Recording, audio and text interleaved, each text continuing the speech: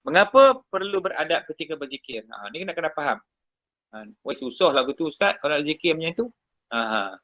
Dia bukan susah. Boleh zikir sambil berjalan. Kita berzikir tengah driving, dengan kita zikir duduk atas tikar semayang, sejadah tu bukan sama. Value tu tak sama. Kita tengah driving itu, kita tak nak kita jadi lalai ingat benda lain. Kita tak nak jadi lalai. Tu kita zikir. Tapi khusyuk kita dah bawa kereta, dia ingat nampak jalan kat depan lah. Jadi nak jaga tu, maka kita zikir kepada Allah. Nak ingat Allah juga. Beza dengan kita duduk hadap betul-betul hati tikar semayang tu. Pentinglah zikir ni. Sebab tu zikir ni kalau kita boleh, kita kena lazimkan diri kita ni di mana saja kita berada, di situ kita zikir kepada Allah. Kita ingat kepada Allah, maksudnya zikir kepada Allah. Macam mana cara nak ingat? Zikir. Bila kita sebut kalimat-kalimat Allah Ta'ala itu, subhanallah dan sebagainya, maka berarti kita telah melakukan zikrullah kepada Allah. Jadi kita hendakkan biarlah kita mati dalam keadaan kita menyebut nama Allah. Dan jangan mati ketika kita sedang melihat televisyen. Takut sangat. Jangan mati ketika kita sedang mendengar lagu-lagu hiburan di telinga kita. Takut mati masa tu. Bahaya lah, sebab itulah mengaji ni penting. Sebab tu yang saya duk tekan kemarin supaya kita sentiasa ingat kepada Allah. Bila kita ingat kepada Allah, kita tak ingat kepada yang lara. Kalau tengok budak-budak dia main handphone, boleh kan? Boleh lah dia budak. Kalau orang tua, boleh tak berzikir tengah sambil duk tengok cerita filem? Filem tu filem daripada Cambodia. Cerita filem gambar apa. Sambil tu kita pun zikir. Boleh ingat kat Allah tak? Sedai lah tengok. Jadi itu bukan maknanya bila tidak beradab, tidak ada akhlak, berarti tidak ada iman. Adab dalam berzikir ni iman. Dia ada iman. Pasal tu dia jaga zikir dia tu, sebab bila nak sebut kalimat Allah tu, dia kena hati-hati sungguh. Sebab kalimat Allah ni satu kalimat yang sangat mulia. Sebab kalimat Allah tu adalah menyebut akan nama Allah. Jadi tak boleh main-main. Dia tak boleh lara. Kena khusyuk nak sebut nama Allah ni. Sebab nama Allah, nama yang paling mulia sekali atas muka bumi ni adalah nama Allah. Nama lain tak adanya. Itu nak kena faham. Jadi lepas tu kena adab lebih. Orang yang banyak beradab, dia boleh jaga adab dia ni, adabul mukmin ni, adab orang beriman kepada Allah ni, dia ni orang yang sangat hebat di sisi Allah. Dan Allah sangat sayang pada orang yang mukmin macam ni. Di mana perangai akhlak dia tu betul-betul sungguh-sungguh dia nak balik kepada Allah. Dia ni ingat kepada Allah sungguh-sungguh. Dia takut. Dia belajar menjaga diri dia. Jaga lidah dia, jaga perangai dia, jaga segala-galanya. Supaya dia jangan dahaka, menjadi dahaka kepada Allah. Baik. Ini kita baca malam ni secara umum tau. Belum yang khususiah. Esok malam insya-Allah kita fokus kepada bagaimana nak zikir secara khususiah. Ini umum dulu, bagi faham dulu. Kemudian kenapa kena adab berzikir? Pertama, tidak mengganggu ketenteraman orang lain. Kalau duduk dalam masjid lah contoh kan, antara menunggu maghrib dengan isyak tu, dia nak berzikir lah, dia zikir. Tak payahlah zikir kuat-kuat. Sampai terpelanting serban-serban kepiah atas kepala tu. Apa orang kata kan? Zikir ni biar beradab, dia elok zikir. Baca pelan-pelan, kalau ada orang ramai. Kalau di rumah kita mungkinlah boleh kuat sikit. Kadang-kadang nak hilangkan ngantuk tu kita mungkin zikir kuat sikit. Ada juga kadang-kadang kita baca zikir contohnya waktu syahadu, waktu 3 sulus malam contoh. Tadi saya sebut tadi macam kita baca tadi. Kita nak baca kalimat 3 je. Kalimat 4. Subhanallah walhamdulillah wala ilaha illallah wallahu akbar. Berapa kali nak baca? 200 kali lah contohnya. Dia kena baca dalam keadaan tawaduk. Ingat saya nak sebut nama Allah ni. Subhanallah. Maha suci Allah. Subhanallah. Ataupun dia nak zikir subhanallah saja, silakan. Ataupun dia rasa seronok sangat zikir kalimat alhamdulillah, silakan. Ataupun dia rasa seronok nak menyebut kalimat Ar-Rahman, Ar-Rahim. Ya Rahman, Ya Rahman, Ya Rahman, Ya Rahim, Ya Rahim, Ya Rahim. Dia suka nak sebut nama tu, silakan. Dia nak beramal dengan satu daripada nama-nama Asma Al-Husna, silakan. Dia sangat rindu, sangat suka bila dia baca Ya Latif, Ya Latif, Ya Khabir, Ya Latif, Ya Khabir, Ya Latif, Ya Khabir, Ya Latif, Ya Khabir, Ya Latif, Ya Khabir, Ya Latif, Ya Khabir, Ya Latif, Ya Khabir, Ya Latif, Ya Khabir. Contoh. Maka silakan baca. Ada orang-orang yang dia sangat rindu, dia ambil satu daripada Asma'ul Husna dan berzikir, dan bukan sekadar berzikir, malah dia beramal dengan kalimat Asma'ul Husna itu. maka masuk syurga ia. Pasal bila dia amal dengan kalimat-kalimat yang asma' nama-nama Allah tadi, dia praktis, dia jadikan diri dia tu betul-betul macam kalimat Ar-Rahman contoh. Dia suka sayang dengan Ar-Rahman, Allah yang Maha Pengasih. Dia baca dan dia jadikan diri dia tu orang yang sangat mengasihi orang lain. Dia tak marah ke orang lain, dia rindu pada orang lain, dia kasih sayang pada orang lain. Tinggi darjat tu. Maka dia masuk syurga dengan mengamalkan akan salah satu saja nama Asma'ul Husna tu. Kita nak baca 99 tak ingat. Jenuh nak baca Asma'ul Husna tu. Nak mulakan dengan zikir Asma'ul Husna tu boleh. Memang kalau ikutnya memang kena baca, kena hafal. Nas'aluka ya man huwallahul ladzi la ilaha illa huwar rahmanur rahim al-malik. Jadi nak baca tu, baca sekali lalu satu hari, baca 7 kali. Ataupun kita set nak baca ni, nak bagi hafal, kita ulang 10 kali. 10 kali, 10 baca sampai ingat Asma'ul Husna tu. Allah, panjang sangat nak sebut. Nak sebut Asma'ul Husna tu punya panjang sangat. Yang kamu duduk bercakap dengan merapu, kamu sampai sejam, handphone tu panas, terbakar tu boleh? Boleh pula cakap pasal dunia. Nak zikir nama Tuhan tak boleh. Nampak sangat orang tak beriman. Kita sebenarnya, kita bukan marah pun. Kita tak boleh marah. Orang buat jahat pun kita tak boleh marah. Kita tak tahu satu hari itu orang jahat tu masuk syurga, kita masuk neraka. Na'udzubillah. Jangan tengok orang kita nilai. Kita justify orang daripada apa yang dia buat. Contohnya kita nampak kawan orang tu sembah tokong. Orang Melayu pakai kepiah semua lagi sembah berhala. Kan? Dia angkat tangan sebagainya. Masa dia tengah sembah tu boleh hukum dia. Lepas dia sembah tak boleh dah hukum. Kita jangan ulang balik. Aku tengok dia hari tu. Tak boleh dah. Pasal masa sekarang dah tak ada dah. Hari yang kita tengok dia tu dah berlalu. Mungkin dia dah bertaubat kepada Allah. Lepas tu kita tak boleh justify orang. Tak boleh kita menilai orang tu dalam bentuk apa saja sekalipun. Haram benda tu. Kita bukan Tuhan. Kita tahukah hati perut dia macam mana. Walaupun nampak perangai dia lock-lock lah kata orang. Nampak perangai dia tu jahat. Kita kata dia ni mungkin masuk neraka. Jangan. Habis kita masuk syurga ke? Siapa yang tentu masuk syurga? Kita ke Allah Ta'ala? Tak ada manusia yang menentukan diri dia masuk syurga. Melainkan Allah yang menentukan masuk syurga. Sebab Allah akan kata apa? Masuklah ke dalam syurga ku dengan rahmatku. Tak ada dengan amal ibadat kita. Tak usah harap lah. Yang kita sembahyang puasa, apa kita buat tu, itu bukan syarat untuk masuk syurga. Sebab dengan amal yang ada kita hari ni, saya rasa tak ada siapa pun yang layak nak masuk syurga. Sebetulnya satu kisah yang ditulis oleh seorang dulu ulama, cerita dalam ulama ditulis. Seorang ulama, seorang ni ahli abid Bani Israel. Dia beribadat di satu pulau selama 500 tahun.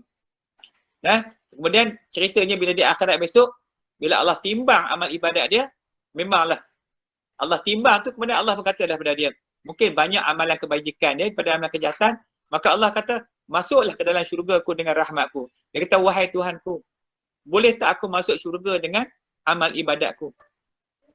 Allah kata, baiklah wahai fulan. Lalu Allah kata pada malaikat, timbanglah, ambillah oleh malaikat akan sebiji nikmat mata. Jadi ambil dia pada malaikat, ambil nikmat mata, nikmat melihat itu, dan diletakkan di satu dalam mizan, satu bekas penimbang, dan diletakkan amal ibadat dia yang selama 500 tahun tu. Bila diletak timbang saja, nikmat melihat Tuhan bagi itu, nikmat melihat tu lebih berat lagi daripada amal dia yang 500 tahun tu. Lalu Allah berkata kepada malaikat Zabaniyah, wahai malaikat Zabaniyah, maka seret dan lontarkanlah si fulan ni ke dalam neraka-Ku. Maka bila malaikat tu tarik dia tu, meraung-raung dia minta ampun kepada Tuhan. Jadi boleh kerana adanya rahmat Allah lagi, maka Allah terimalah dia tu tadi, lalu dimasukkanlah dia ke dalam syurga Allah. Allah kata, masuklah dalam syurga-Ku dengan rahmat-Ku. Baik. Jadi nak masuk syurga dengan rahmat Allah, kena dapat syafaat Nabi dulu. Kalau Nabi syafaat, baru boleh masuk syurga. Selawat kat Nabi pun tak ada, nak dapat selawat, nak dapat syafaat macam mana? Nak selawat kat Nabi pun tak ada. Tak mau selawat, tak mau. Tapi nak masuk syurga dengan syafaat Nabi. Tak usah cerita lah nak dapatkan barakah guru lagi. Guru pun tak ada. Tok guru dia Google. Tok guru dia handphone. Tok guru tu nafsu dia. Tok guru dia akal dia. Tak ada berguru langsung. Dia nak masuk syurga dengan akal dia. Silakan. Jadi, ini benda-benda yang kita kena faham supaya kita tak sesat di dunia dan di akhirat besok. Jadi nak masuk syurga, nak dapat rahmat Allah, kena dapat syafaat Nabi, kena ingat. Sebab tu Nabi kata, carilah aku di akhirat besok di titian siratal mustaqim. Kalau kamu tak berjumpa aku di titian siratal mustaqim, maka carilah aku di tepi telaga Al-Kausar. Nabi menunggu kat situ. Tapi kena ingat, nak sampai daripada titian siratul mustaqim ke telaga Kausar tu berpuluh ribu tahun, dikatakan sehingga 35,000 tahun nak berjalan sampai tu, nak sampai ke telaga Kausar. Tak tahulah macam mana nak sampai. Tapi ada orang masuk syurga seperti mana cahaya kilahan petihan petis menyambar tu. Sekelip mata dah sampai ujung tu. Ada yang seperti mana? Kuda berlari. Ada yang seperti burung terbang. Ada seperti seorang lelaki yang berlari. Ada seperti seorang yang merangkak. Ada yang tak masuk syurga. Sebab apa? Di bawah titian siratal mustaqim itu terdiri daripada kawah-kawah daripada neraka Allah. Nah, jadi beginilah tentang peranan zikrullah tu. So jadi kita nak mencapai satu kesempurnaan ibadah kita kepada Allah ialah dengan kita banyakkan berzikir. Kita kena latih diri kita untuk berzikir dah sekarang ni. Sebab tu malam-malam ni kita buat zikir ni sebenarnya nak ajak, nak didik hati. Kita nak asuh hati kita supaya hati kita jadi molek, hati kita jadi comel. Bila hati jadi elok, mulut jadi elok, lidah jadi elok, kelakuan jadi elok, orang suka kat kita, orang sayang kita. Orang sebut-sebut nama kita, orang kata jumpalah si Fulan Mamat tu Allah. Jumpa dia senang hati. Dia cakap pun lembut. Tapi ada orang kata, kamu jangan jumpa dengan dia tu. Perangainya ya Allah. Mengatur orang kalau jumpa confirm dia ngatur orang. Mana kita tu orang kenal dengan mengatur orang, mengumpat orang, rimpah. Jumpa dia, perangai dia elok-elok. Dia akan gelak ngilai-ngilai. Kalau kata pontianak gelak kuat, dia lagi kuat pada pontianak. Kalau kata hantu gelak kuat, dia lagi gelak kuat pada hantu. Tambah-tambah orang perempuan Orang perempuan pula suara tu aurat. Suara tu aurat, sebab tu jadi orang perempuan ni kena banyak belajar pasal mana aurat perempuan. Duk tayang-tayang dalam FB lagi, duk tabarus tabarus dalam FB, tunjuk muka dia lah. Duk tunjuk kat orang supaya orang tengok muka dia. Kalau ikut perempuan Imam Syafi'i, kalau ikut nyatakan fitnah, ni fitnah zaman sekarang, maka kena pakai tutup muka tu kalau perempuan lah, pakai pudar dan sebagainya, hijab jadi tak boleh.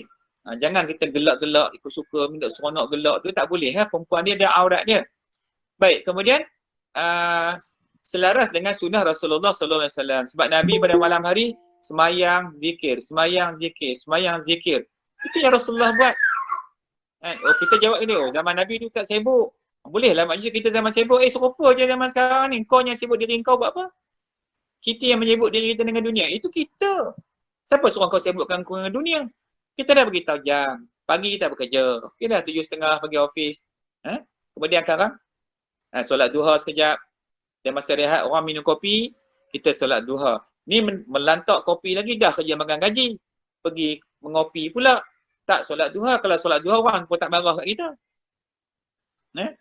Kemudian tengah hari sekarang zikir lagi. Kemudian petang malam. Jadi kita sentiasa dalam keadaan zikrullah. Kena ingat macam itu. Kemudian supaya zikir kita diterima oleh Allah. Kita zikir 10 tahun pun tak tentu lagi Tuhan terima zikir kita ni. Tambah duk zikir, duk tunjuk kat orang tu. Lagilah Tuhan tak terima.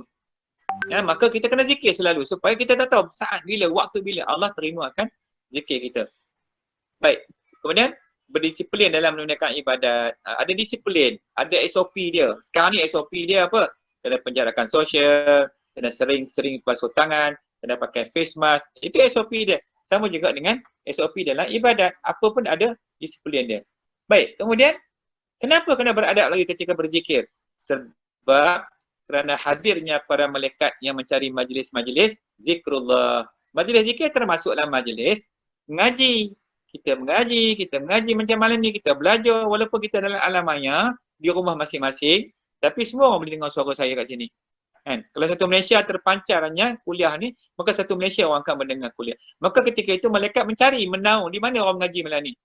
Yang mengaji itu pula dah belajar beradab. Tak duduk merapu-rapu, duduk elok-elok kan. Takut malaikat datang ni. Bila malaikat datang tengok duduk, tergangkang, tergolek perut pun nampak, pakai kain pelikat, pakailah baju elok-elok sikit, baju perok ke, pakailah kepiah ke, taklah atas kepala tu contoh kan. Bertudung sikit kan. Sebab ni malaikat datang ni malu. Aku tak dapat malaikat pun. Susahlah kalau dia jawab rupa itu. Ini yang ajar ni ulama' yang cerita malaikat macam ni adalah hadis Nabi. Nabi pada sebut. Sebab itulah kadang-kadang bila kita tak ajar beradab, dia panggil kurang adab. Bila kurang adab, hati kita tu masih lagi, iman kita tu terumbang-ambing, goyang, tak firm. Kita kena yakin sungguh, kita buat satu benda tu, buat sungguh-sungguh.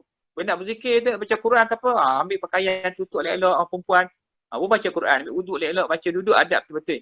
Kan, adab ke kiblat contohnya. Sebab itulah kalau kita tengok ya, kalau tengok dalam orang ilmu tasawuf ni, kalau kita jumpa tok guru tu, dia suka meludah arah kiblat, orang anak murid lari lah. Ludah arah kiblat pun anak murid tak nak ikut dah. Tu. Kalau ikut nak cari tok guru ni susah. Sebab tu banyak adab tasawuf tu lagi rumit. Ini yang kita cerita ni adab secara umum dulu. Saya tak cerita lagi macam mana adab yang khusus sebelum nak memulakan zikir kita kepada Allah tu. Panjang lagi, malam esok insya-Allah kita sambung lagi. Baik.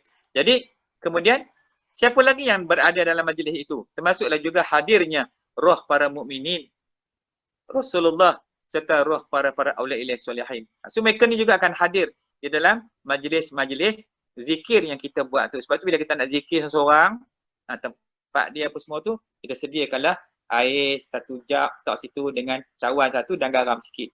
Ini sunnah. Sebab apa, kalau kita dahaga, kita boleh minum. Mana tahu tengah-tengah kita berzikir itu datangnya Rasulullah, datangnya orang yang kita tak kenali, mungkin para awliya datang, mungkin guru kita datang kat situ. Kan? Maka hidangan kita adalah minum air dan sedikit garam. Itu adab dia. Jadi jin dia tak datang, dia datang juga kacau. Kalau kita ada mursyid, insya-Allah dia takkan ganggu kita.